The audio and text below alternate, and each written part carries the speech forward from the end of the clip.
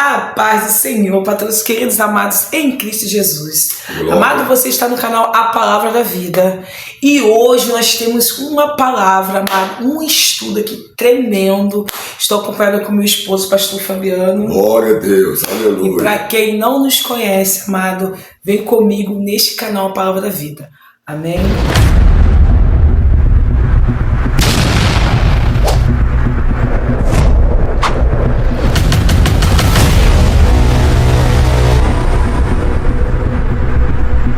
Então, querido, voltamos aqui. Quem não é inscrito nesse canal, já começa aí, amado, se inscrevendo, compartilhando. Deixa o seu like, não esqueça, você nos ajuda aí a crescer nesse canal, amém? Vamos estar assistindo aqui, amados, um vídeo abençoado. Esse vídeo é para você que pretende ficar pagando de tribulação, amados. Vamos assistir? Glória.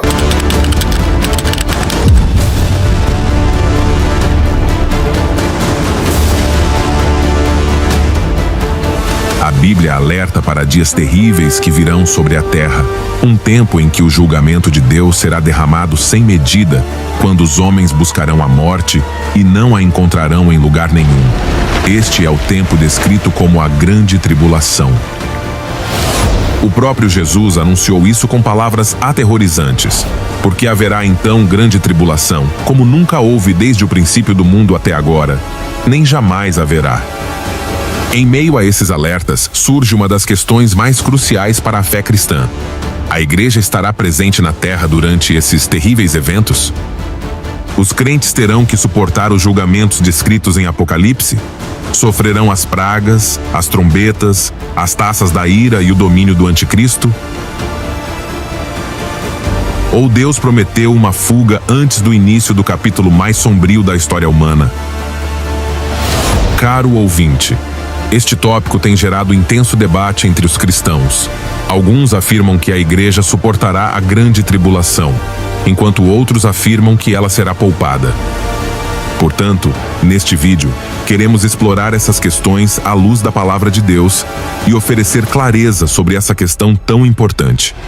Se você também tiver dúvidas sobre este assunto, convido você a assistir ao vídeo até o final. Antes de continuar, diga-nos nos comentários. Você acha que a igreja passará pela grande tribulação ou será arrebatada antes disso? Queremos saber a sua opinião. Vamos começar.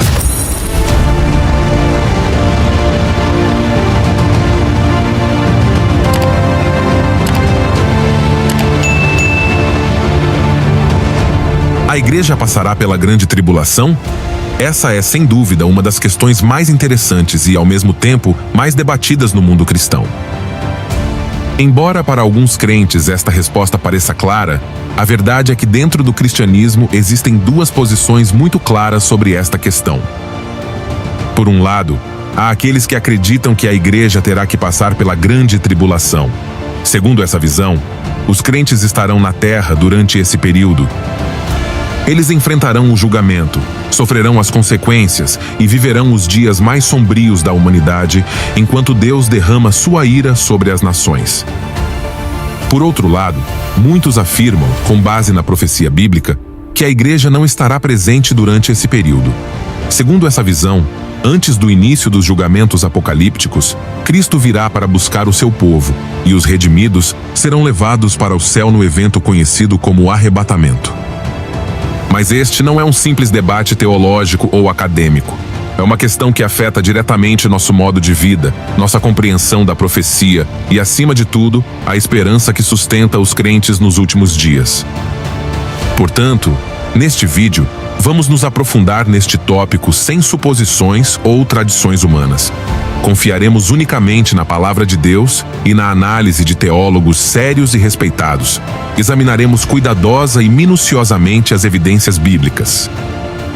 Agora, para entender por que a igreja não estará presente durante a grande tribulação, é essencial primeiro entender o que exatamente é esse período, como ensina a Bíblia. Muitos crentes, por ignorância, acreditam que a grande tribulação é simplesmente uma maneira exagerada de se referir às dificuldades que os cristãos enfrentam na vida diária. Outros acham que é uma metáfora ou que já aconteceu em algum momento da história. mas a palavra de Deus é clara sobre o assunto. A grande tribulação é um período literal, futuro, global e sem precedentes na história humana. O próprio Jesus anunciou isso categoricamente no Evangelho de Mateus, capítulo 24, versículo 21, onde diz: porque haverá então grande tribulação, como nunca houve desde o princípio do mundo até agora, nem jamais haverá. Estas palavras não deixam espaço para confusão. Jesus fala de um tempo de angústia tão severo que será incomparável a tudo o que já aconteceu, nem a nada que acontecerá depois. Estas não são as provações normais da vida. Não é a perseguição que muitos crentes enfrentam por causa de sua fé. É um julgamento global, um derramamento direto da ira de Deus sobre a humanidade. O livro do Apocalipse confirma e expande esse ensinamento. Do capítulo 6 em diante, o que acontecerá durante esse período é descrito em detalhes. Os julgamentos dos 7 selos, das 7 trombetas e das 7 taças da ira de Deus aparecem. Cada um desses eventos traz destruição, caos e sofrimento ao mundo. O apóstolo João, em Apocalipse 6, versículo 17, resume isso com força quando diz: porque chegou o grande dia da ira deles, e quem poderá subsistir? A grande tribulação, portanto, é o período em que o julgamento de Deus cairá com toda a sua força sobre a terra. E esse conceito não aparece apenas no Novo Testamento. Já no Antigo Testamento, os profetas o anunciaram claramente. O profeta Jeremias descreveu-o como o tempo de angústia de Jacó, referindo-se especificamente ao povo de Israel, que também será testado durante esse período. Jeremias, capítulo 30, versículo 7 diz: ai, quão grande é aquele dia! Tão grande é que não há outro igual. Um tempo de angústia para Jacó, mas ele será liberto dele. Por sua vez, o profeta Daniel falou de uma semana final, um período de 7 anos, durante o qual as relações proféticas de Deus com Israel e as nações seriam concluídas. Em Daniel capítulo 9, versículo 27, lemos: ele fará aliança com muitos por uma semana. No meio da semana fará cessar o sacrifício e a oblação. Então virá o desolador com a multidão de abominações, até que venha a consumação, e o que estiver determinado será derramado sobre o desolador. Este versículo é o ápice de uma das profecias mais poderosas e estratégicas de toda a Bíblia, a visão das 70 semanas que o anjo Gabriel dá a Daniel. Do versículo 24 do mesmo capítulo, fica estabelecido que essas 70 semanas são dirigidas especificamente ao povo de Israel e à cidade de Jerusalém, com o propósito de lidar com o pecado, selar a profecia e estabelecer a justiça eterna. Na profecia, uma semana representa simbolicamente 7 anos. Portanto, 70 semanas equivalem a 490 anos proféticos. Até este ponto da história do plano de redenção, 69 semanas proféticas já foram cumpridas, ou seja, 483 anos, desde o decreto para reconstruir Jerusalém até a vinda do príncipe Messias, conforme declarado em Daniel capítulo 9, versículo 25. Essas 69 semanas culminaram com a primeira vinda de Jesus Cristo, que foi rejeitado e crucificado, como prediz o versículo 26. E depois das 62 semanas, será cortado o Cristo, mas não para si mesmo.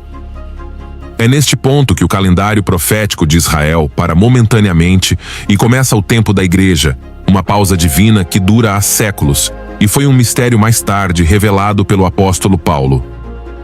O que resta a ser cumprido é a 70ª semana, os últimos 7 anos proféticos, que Daniel capítulo 9, versículo 27 descreve em detalhes. Esta última semana é o que muitos estudiosos, e corretamente, identificam como a Grande Tribulação, o período final em que as relações de Deus com Israel serão retomadas e julgamentos proféticos serão derramados sobre a terra. Observemos o que diz Sofonias capítulo 1, versículo 14. O grande dia do Senhor está perto, perto e muito perto. A voz do dia do Senhor é amarga, o poderoso clamará ali.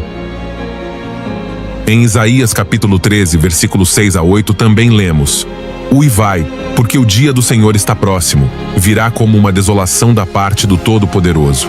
Portanto, todas as mãos se enfraquecerão, e o coração de todos os homens se derreterá. e eles ficarão cheios de terror. Dores e tristezas se apoderarão deles. Sentirão dores como uma mulher em trabalho de parto. Ficarão atônitos uns com os outros. Seus rostos serão rostos de chamas. Portanto, caro ouvinte, ao considerar essas passagens, fica claro que a grande tribulação não é apenas mais uma etapa de tribulações pessoais, nem um simples momento de crise. É o clímax do julgamento divino sobre o mundo descrente, o cumprimento literal das profecias e a preparação final para o retorno glorioso de Cristo. Agora, ao discutir essas questões, inevitavelmente surgem críticas que alguns levantam contra o ensinamento de que a Igreja não estará presente durante esse período. Alguns afirmam que o pré-tribulacionismo e o dispensacionalismo são doutrinas modernas, inventadas no século XIX por teólogos como John Nelson Darby e Scofield. Mas essa afirmação ignora a realidade histórica e bíblica. É verdade que o dispensacionalismo tem sido sistematizado como uma escola teológica nos últimos tempos. Mas os elementos fundamentais desse ensinamento, como o arrebatamento da Igreja antes da tribulação e a distinção entre Israel e a Igreja, estão presentes na Bíblia desde o início e foram defendidos pelos crentes ao longo dos séculos. O fato de o termo dispensacionalismo não ter sido usado nos primeiros séculos não significa que o conteúdo bíblico ainda não tenha sido revelado. De fato, a promessa de que Deus livrará seu povo da ira vindoura é muito anterior a qualquer sistema teológico organizado. Em 1 Tessalonicenses, capítulo 1, versículo 10, o apóstolo Paulo escreve: "E aguardai dos céus a seu Filho, a quem ele ressuscitou dentre os mortos, Jesus, que nos livra da ira vindoura." A expressão "nos livra" não é um conceito ambíguo. No grego original, usa-se o verbo ruomai, que significa resgatar, trazer à tona, livrar de um perigo iminente. Paulo não está falando de proteção em meio à ira, mas de ser resgatado antes que ela seja desencadeada. Essa mesma verdade é reiterada em 1 Tessalonicenses 5, versículo 9, quando ele escreve: "Porque Deus não nos destinou para a ira, mas para a salvação por meio de nosso Senhor Jesus Cristo." Os crentes foram salvos pelo sangue de Cristo, foram reconciliados com Deus, foram selados com o Espírito Santo. Não há nenhuma razão bíblica ou teológica que justifique que a Igreja seja submetida ao julgamento que Deus reservou para o mundo descrente. Este é justamente um dos pilares do pensamento pré-tribulacionista, defendido por renomados teólogos e estudiosos da profecia bíblica. Um deles é o Dr. John Walvoord, considerado um dos maiores especialistas em escatologia do século XX. Em sua obra, A Questão do Arrebatamento, Walvoord afirma: "A posição pré-tribulacionista se baseia na distinção bíblica entre a Igreja e o mundo descrente, e na promessa repetida de que os crentes serão libertos da ira vindoura." Da mesma forma, o Dr. Charles Ryrie, em sua famosa Bíblia de Estudo Ryrie, afirma: "As passagens que falam do arrebatamento e da promessa de escape não podem ser interpretadas como mera proteção em meio ao julgamento, mas como um claro ensinamento de separação antes que o julgamento comece." E o Dr. Dwight Pentecost, em sua obra clássica Things to Come, reforça essa verdade dizendo: "A grande tribulação é a expressão máxima da ira de Deus sobre a rebelião humana. A Igreja, redimida e justificada, não pode ser submetida a esse julgamento sem contradizer a própria natureza de sua redenção." Estas não são meras opiniões humanas. São conclusões tiradas de um estudo sério e responsável das Escrituras, aplicando princípios de interpretação literal e consistente. Além disso, não podemos ignorar o que diz o livro do Apocalipse na mensagem à Igreja de Filadélfia, no capítulo 3, versículo 10, onde Jesus promete: "Porque guardaste a palavra da minha paciência, também eu te guardarei da hora da provação que há de vir sobre o mundo inteiro, para experimentar os que habitam na terra." Esta é uma das promessas mais claras e diretas em apoio ao arrebatamento pré-tribulacional. Jesus não promete proteger sua Igreja em meio à hora da provação, mas sim durante a hora, ou seja, durante todo o período. O texto grego é claro: A expressão usada é ectes horas, que se traduz literalmente como fora da hora, ou separado daquele tempo. Não se refere à proteção dentro do julgamento, mas sim à exclusão anterior a ele. Além disso, o texto acrescenta que esta hora de provação virá sobre o mundo inteiro e para testar os que habitam na terra. No Apocalipse, a frase "aqueles que habitam na terra" nunca se refere à igreja, mas sempre aos descrentes, rebeldes e aqueles que rejeitam a Deus. A igreja, por outro lado, é descrita como o corpo dos redimidos, como aqueles que foram feitos reis e sacerdotes, como aqueles que cantam um cântico novo diante do trono de Deus. Nos capítulos 4 e 5 de Apocalipse, vemos os 24 anciãos no céu adorando o Cordeiro antes do início dos julgamentos dos selos. Muitos teólogos reconhecem nesses 24 anciãos um símbolo representativo da igreja glorificada, já arrebatada e na presença de Deus, enquanto os julgamentos são desencadeados na terra. Tudo isso nos leva a uma conclusão inevitável. Se a grande tribulação é o tempo da ira de Deus, e a igreja não foi designada para a ira, mas para a salvação, então a igreja não estará presente durante esse período. É uma questão de coerência bíblica, de fidelidade às promessas de Deus e de respeito ao sacrifício de Cristo, que nos libertou da condenação. Portanto, os crentes não devem viver com medo da grande tribulação, mas sim na esperança do retorno glorioso de Cristo, da promessa do arrebatamento e da certeza de que fomos libertos da ira vindoura. Agora, caro ouvinte, tendo entendido que a grande tribulação é um período literal de julgamento e que a igreja não está destinada à ira de Deus, a próxima pergunta lógica é: como e quando Deus separará a sua igreja antes que esse julgamento comece? A resposta está em um evento glorioso, profetizado no Novo Testamento, conhecido como o arrebatamento da igreja.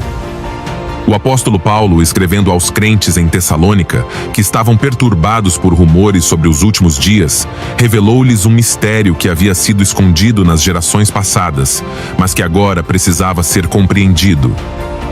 Em 1 Tessalonicenses, capítulo 4, versículos 16 e 17, Paulo declarou: "Porque o mesmo Senhor descerá do céu com grande brado, e com voz de arcanjo, e com o som da trombeta de Deus, e os mortos em Cristo ressuscitarão primeiro. Depois nós, os que ficarmos vivos, seremos arrebatados juntamente com eles nas nuvens, ao encontro do Senhor nos ares, e assim estaremos para sempre com o Senhor." A palavra-chave aqui é arrebatado, que no grego original é harpazo. Este termo significa literalmente ser subitamente levado, arrebatado, de forma repentina e poderosa. É a imagem de alguém sendo resgatado rapidamente, diante de um perigo iminente. O mesmo conceito aparece em 1 Coríntios capítulo 15, versículos 51 e 52, onde Paulo explica que esse evento ocorrerá instantaneamente. Eis aqui vos digo um mistério. Na verdade, nem todos dormiremos, mas todos seremos transformados, num momento, num piscar de olhos, ao som da última trombeta. Porque a trombeta soará, os mortos ressuscitarão incorruptíveis, e nós seremos transformados. Este não é um evento simbólico, não é uma figura espiritual. É um ato literal, físico e glorioso, onde o próprio Cristo virá buscar a sua igreja e os crentes serão levados ao céu antes que os julgamentos da grande tribulação sejam desencadeados sobre a terra. Para alguns, esse ensinamento é difícil de aceitar. Outros o rejeitaram como fantasia ou interpretação recente, mas os teólogos mais sérios, comprometidos com o estudo fiel das Escrituras, defenderam firmemente essa doutrina. O Dr. John Walvoord, em seu livro The Rapture Question, explica: a distinção entre o arrebatamento e a segunda vinda de Cristo é clara na Bíblia. No arrebatamento, Cristo vem buscar a sua igreja. Na sua segunda vinda, ele vem com a sua igreja para estabelecer o seu reino. Confundir os dois eventos é ignorar a sequência profética revelada por Deus. Da mesma forma, o Dr. Dwight Pentecost, em sua obra Things to Come, ensina: o arrebatamento é o ato pelo qual Deus, em sua fidelidade, livra a igreja do julgamento vindouro, cumprindo assim sua promessa de que ela não participará da ira destinada ao mundo descrente. Este evento não é opcional, não é uma invenção recente, faz parte do plano redentor de Deus para o seu povo, e seu propósito é claro: para livrar a igreja da hora da provação que virá sobre o mundo inteiro, conforme declarou o próprio Senhor Jesus Cristo em Apocalipse capítulo 3, versículo 10. Algumas pessoas se perguntam por que o arrebatamento deve ocorrer antes da grande tribulação. A resposta está na própria natureza desse julgamento. A grande tribulação não é uma perseguição comum, nem uma tribulação humana. É a ira de Deus derramada sobre os descrentes. Se a igreja já foi justificada, lavada pelo sangue de Cristo, reconciliada com Deus e não está destinada à ira, não há justificativa bíblica para que ela permaneça na terra durante esse julgamento.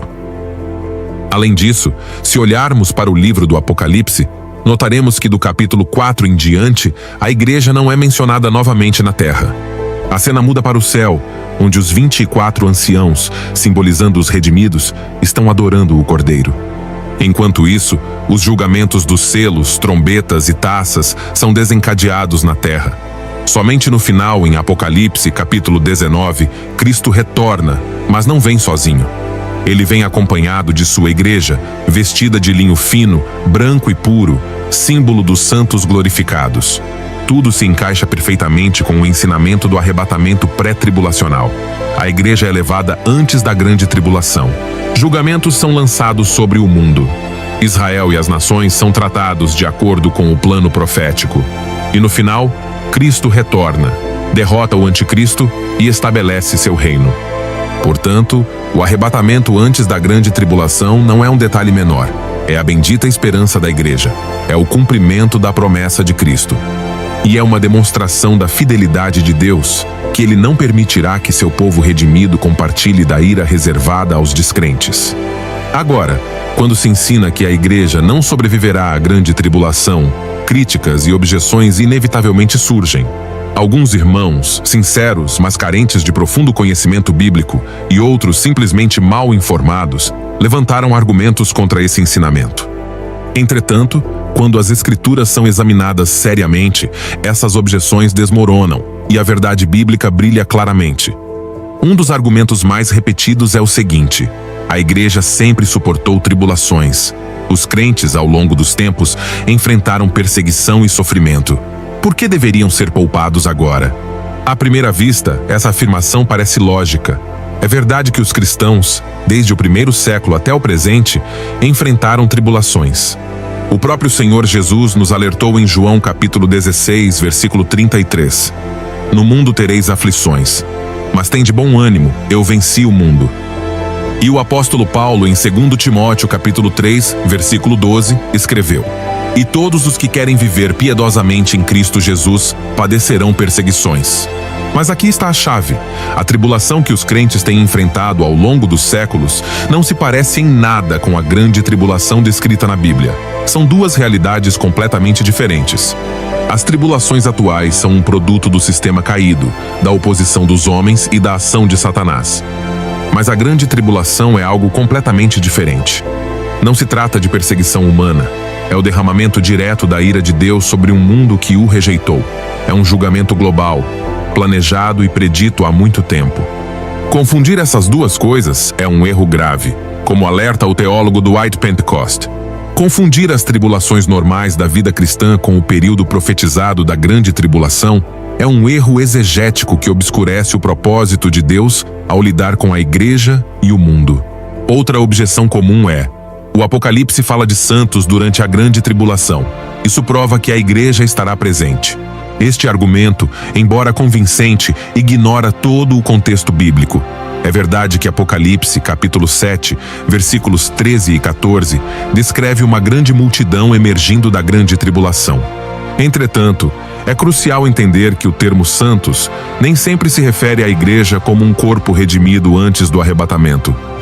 Neste contexto, descreve aqueles que serão convertidos durante a grande tribulação, após a igreja ser levada para o céu. Muitos retornarão a Cristo durante esse período, embora a maioria o faça ao preço do martírio. Além disso, um detalhe revelador no Apocalipse é que, após os 3 primeiros capítulos, a igreja não é mencionada novamente na Terra até o retorno de Cristo em glória. Os capítulos 4 a 19 descrevem julgamentos, caos e o governo do anticristo, mas a igreja, como tal, está ausente desse cenário. Ela só reaparece em Apocalipse, capítulo 19, acompanhando Cristo do céu. O Dr. John Walvoord, um dos maiores estudiosos da escatologia, resume desta forma: a ausência da igreja do cenário terrestre durante os julgamentos apocalípticos é uma evidência convincente de sua transladação anterior para o céu através do arrebatamento. Outros argumentam que o arrebatamento pré-tribulacional é uma doutrina moderna, supostamente inventada no século XIX. Mas essa afirmação, tão repetida, é incompleta e enganosa, como já mencionamos. Como disse o Dr. Charles Hyrie, o valor de uma doutrina não é medido por sua antiguidade, mas por sua fidelidade às Escrituras. E neste caso, as passagens bíblicas são claras. 1 Tessalonicenses, capítulo 4, versículos 16 e 17. 1 Coríntios, capítulo 15, versículos 51 e 52. Apocalipse 3, versículo 10, e muitos outros apoiam fortemente o arrebatamento antes da grande tribulação. Além disso, esta não é apenas uma conclusão lógica, mas um ensinamento consistente com o caráter santo e justo de Deus. Foi o que afirmou o destacado estudioso espanhol Francisco Lacueva, que escreveu: seria incompatível com a santidade e a fidelidade de Deus para com a sua igreja. Redimida pelo sangue de Cristo e justificada pela fé, estava na terra durante o derramamento de sua ira sobre o mundo rebelde. A igreja não estava destinada à ira, mas à salvação. O arrebatamento a livra daquele tempo de julgamento. A mesma lição é ilustrada pelo Dr. John MacArthur com uma imagem simples, mas profunda: a caverna ou abrigo antes da tempestade.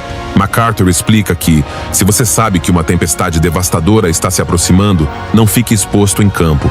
Procure abrigo, um lugar seguro. Da mesma forma, a grande tribulação é a tempestade mais severa que a humanidade jamais enfrentará. Mas Deus, em sua fidelidade, providenciou um porto seguro para a sua igreja: o arrebatamento. Antes do dilúvio, Deus colocou Noé na arca e fechou a porta. Antes da destruição de Sodoma e Gomorra, Deus tirou Ló e sua família de lá e disse: não posso fazer nada até que vocês cheguem lá. Da mesma forma, antes que os julgamentos da grande tribulação caiam sobre a terra, Cristo virá, tomará a sua igreja e a levará para o céu, exatamente como ele prometeu em João capítulo 14, versículo 3. Virei outra vez e vos levarei para mim mesmo, para que onde eu estou estejais vós também. Como MacArthur conclui, Deus sempre põe de lado os seus antes do julgamento. O arrebatamento é o ato de proteção divina antes que a ira final caia. Portanto, o arrebatamento antes da grande tribulação não é uma fantasia, nem uma invenção moderna. É a expressão da fidelidade de Deus. É consistente com o seu caráter, a sua palavra e a sua relação histórica com o seu povo. Portanto, a igreja não enfrentará a grande tribulação, não porque mereçamos tratamento especial, mas porque já fomos redimidos pelo sangue de Cristo, e Deus não mais derramará sua ira sobre aqueles que já foram justificados. Essa é a bem-aventurada esperança que o apóstolo Paulo declarou em Tito capítulo 2, versículo 13. Aguardando a bem-aventurada esperança e o aparecimento da glória do nosso grande Deus e Salvador Jesus Cristo. Essa é a nossa esperança.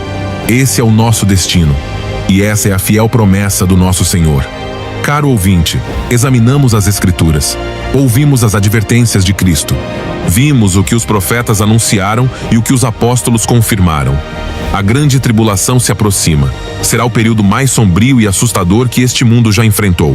Será o derramamento pleno e irrestrito da ira de Deus sobre as nações que desprezaram a sua palavra e rejeitaram a sua graça. No entanto, em meio a essa realidade aterrorizante, há uma promessa. Uma promessa gloriosa, uma esperança que sustenta os redimidos. Essa promessa é o arrebatamento da igreja, o ato soberano de Deus para libertar seu povo antes que a tempestade final caia. Mas apesar da clareza das Escrituras, ainda há aqueles que insistem que a igreja suportará a grande tribulação. A eles, respeitosamente, mas com firmeza, apresentamos as perguntas que devem responder, não com opiniões humanas, mas com a palavra de Deus em mãos. Se a igreja vai suportar a grande tribulação, então, por que o apóstolo Paulo nos assegura que fomos libertos da ira vindoura? Por que ele diz que não fomos destinados para a ira, mas para a salvação? Por que Cristo promete em Apocalipse capítulo 3, versículo 10, que ele manterá sua igreja, não no meio, mas fora da hora da provação que virá sobre o mundo inteiro?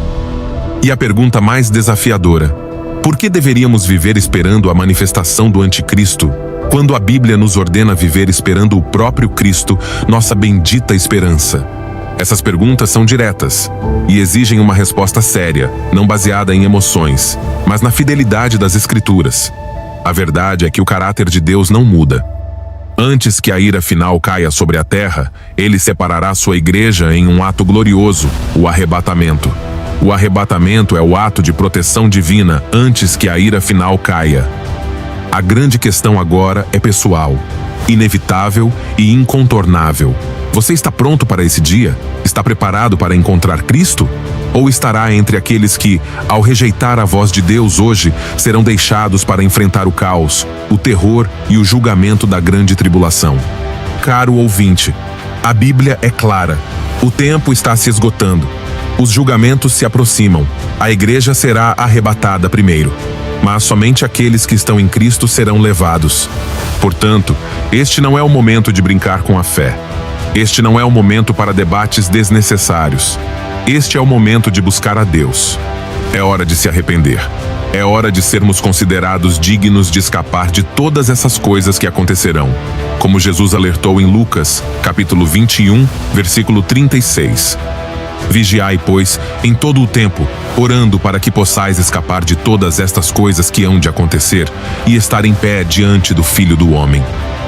Vemos a importância que o Senhor deu ao seu povo para que permanecesse vigilante e em constante atitude de oração e dependência dele. E surge uma pergunta profundamente pessoal: como podemos nos tornar dignos desse privilégio? A realidade é que a única coisa que pode nos tornar dignos é o próprio Cristo. Não por causa dos nossos méritos ou das nossas obras, mas unicamente por causa da sua graça e do seu sacrifício. Portanto, depositei minha confiança nele como meu Salvador e entreguei minha vida a ele. Meu anseio é que, se eu estiver vivo quando ele vier reunir sua igreja, eu possa encontrá-lo nas nuvens, pela infinita graça de Deus. E mais ainda, desejo sinceramente ver vocês lá também, amados irmãos e irmãs, compartilhando juntos a gloriosa esperança e a alegria eterna na presença de nosso Senhor. Não há maior anseio em meu coração do que saber que seremos unidos, para sempre livres da dor e cheios de alegria em sua glória. E assim chegamos ao final deste vídeo.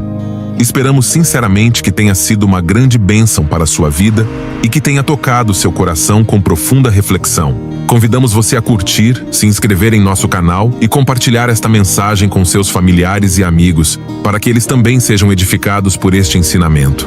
Que Deus os abençoe abundantemente.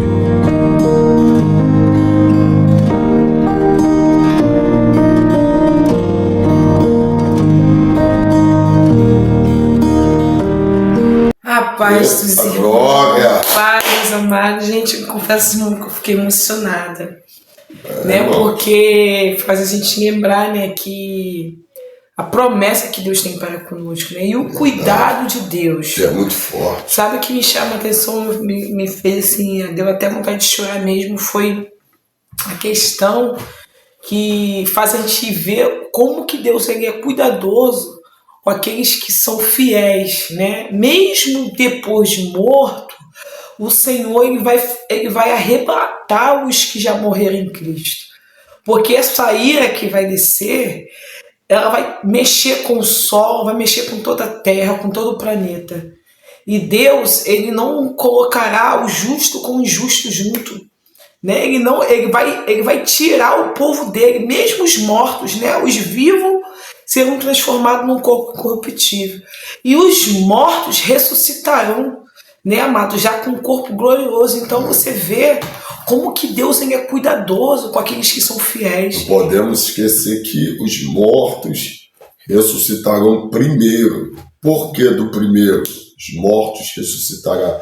E não aqueles que estão vivos ser arrebatados primeiro. Por quê? Porque aqueles que morreram em Cristo, eles morreram com essa esperança em sua vida, morreram nesse posicionamento, aguardando o arrebatamento em santidade, uma vida com Deus. Então, por amar aqueles que aguardaram primeiro e cumprir o seu propósito aqui na Terra, Deus é organizado, né, Deus vai ressuscitar eles primeiro. Deus é organizado porque primeiro ele vai ressuscitar os mortos, né? E logo em seguida os que estão vivos também serão transformados. E junto nos ares, mortos que ressuscitaram e vivos que foram transformados num corpo incorruptível, ambos se encontrarão nos ares com o Senhor, amado. Então você vê como que Deus ele é maravilhoso. Então, amado, vale a pena, amados, vale a pena esperar em santidade, vale a pena. E uma coisa que me chama a atenção, e a gente sempre comenta, né, a respeito, como que pode eu esperar a manifestação do Satanás, do anticristo, para depois eu acreditar que o fim está próximo e que Jesus vai voltar. Não, amados. A forma que Jesus deixou para a gente foi o quê? Que a gente tem que ficar vigilante, porque quem viria nos buscar era Ele. Então Ele mandou a gente vigiar, porque a gente não sabe nem o dia nem a hora que Ele iria voltar. Entendeu? Então a gente aguarda Jesus. Quando alguém fica com essa fé que vai passar pela tribulação, ele simplesmente relaxa, descansa e simplesmente anda sem sentido. Porque não há sentido ser um crente, ser um servo do Senhor, sem aguardar a vinda do Senhor. Leva a vida como vida. A gente não vive a vida esperando a morte. A gente não vive a vida esperando a velhice e nem esperando a morte. A gente vive a vida esperando o Redentor, esperando a salvação, a tão sonhada salvação. Amado, uma coisa eu aprendo com o meu Senhor, que desde o dia que eu aceitei Jesus, eu sou uma nova criatura. E eu sendo uma nova criatura, eu aguardo a promessa daquele que me fez promessa. Que não é da casa própria, que não é de ter dinheiro, que não é de alcançar, conhecer países e mundo afora. Eu aguardo a promessa da salvação. Porque é isso que está no nosso coração. Eu aguardar a sonhada salvação. Então, desde o dia que eu aceitei Jesus, eu sou uma nova criatura. Então, eu não espero ficar velha. Eu não espero morrer. Eu não espero o anticristo. Eu espero Jesus. E esse é o dever de toda a igreja que aceitou Jesus, que é crer na palavra dele e esperar ele. Não esperar algumas coisas acontecer para depois crer que ele está vindo ou se programar que ele está vindo, não. O crente não tem que se programar, o crente tem que andar preparado. É hoje, é agora. A vida com Deus é hoje, a vida com Deus não é amanhã. Amanhã não nos pertence. Então, quando ele falou isso, amado, mexeu comigo, porque é algo que Deus já tinha testificado no meu coração.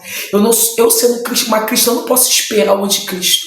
A minha esperança não está em anticristo, a minha esperança está em Jesus. Eu aguardo Jesus. Eu aguardo Jesus. Então, amados, fique com essa mensagem, fique com essa palavra e busque, amado, busque como foi dado ali no vídeo para nós. Vamos se regenerar no Senhor, vamos se arrepender dos nossos maus caminhos, vamos pedir perdão, vamos se consertar, vamos se apaixonar pelo nosso Jesus, vamos buscar a face dele.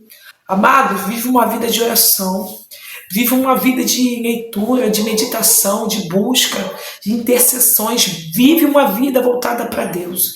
E só assim a tua fé será firmada. E a fé é o firme fundamento das coisas que não se vê, mas é a prova daquilo que se espera. A nossa fé está em Cristo e o que nós esperamos é Jesus e Ele vai voltar. Amém? Que Deus abençoe a sua vida. Amados, não se esqueça disso. Jesus, brevemente, Ele vai voltar. Amém? Que Deus abençoe a sua vida.